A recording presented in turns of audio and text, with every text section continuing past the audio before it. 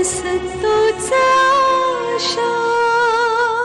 का रे, काय झालं? काय झालं? टीव्ही बघ जरा. आमचा फोटो दावला जातोय आणि तेही भलत्याच माणसाच्या नावानं.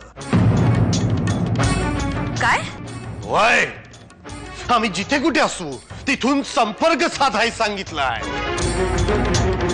या काकाच्या डोचक्यातून ही येडी पोरगी गे वाटते. अजून काही विचारू नकोस देवेंद्र.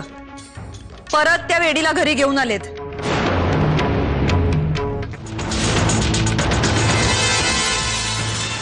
थांब देवेंद्र, कुठं निघालास?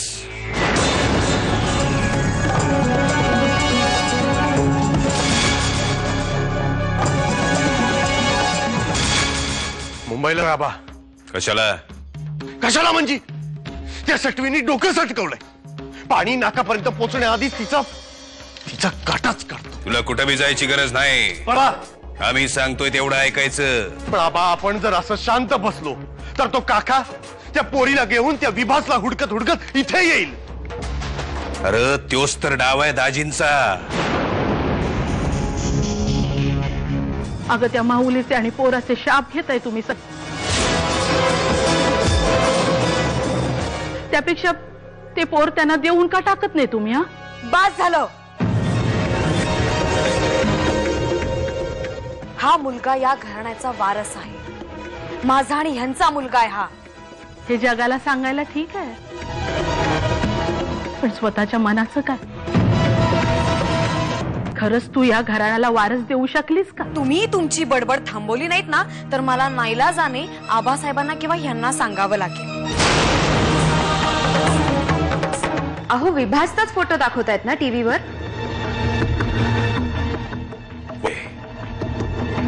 पण त्यामुळे आमच्या देवेंद्रची नाहक बदनामी होती त्याचं काय? अगं तुझ्या दादाला लोकांना उत्तर देत फिरावं लागतंय या बातमीमुळं. आणि त्यो तरी किती लोकांची तोंड बंद करत फिरणार आहे? मामा, बातमी देताना डॅडींनी विचार करूनच दिली असणार ना. आता विभास देवदादासारखा दिसतो, ह्या डॅडींचा काय दोष? बरोबर आहे. तू तुझ्या वडिलांचीच बाजू घेणार ग. दोन मोठी माणसं बोलत असताना मध्ये तोंड घालायचं नसतं लहानांनी.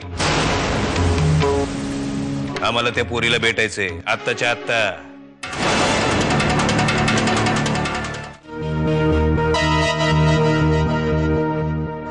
मुक्ता, तू ओळखतेस यांना? तुला माहितीये कोण आहेत हे? काय ग पोरी, काय नाव तुझं? तुझ्या घरी कोण कोण असतं? हे बघ, जे काही आठवते ते सांग. आम्ही स्वतः तुला तुझ्या माणसात जाऊन पोचवू.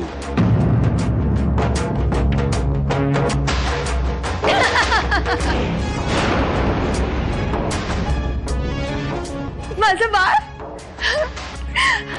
हे बघा माझं बाळ. छान आहे की नाही? आवडला?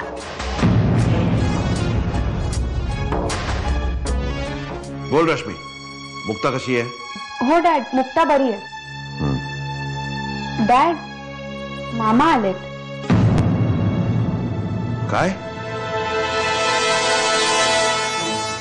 दादासाहेब आलेत? हो डॅड. कशासाठी? विभासचा फोटो जो न्यूज मध्ये दाखवला जातोय म्हणून ते जाब विचारायला आले. मी तुला नंतर फोन करतो. अभ्यंकर, दस्तूर खुद्द शंकर नारायण गायकवाड घरी आलेले आहेत. काय म्हणजे साहेब? म्हणजे अभ्यंकर, आपला संशय खरा आहे. देवेंद्र आणि विभास एकच आहेत.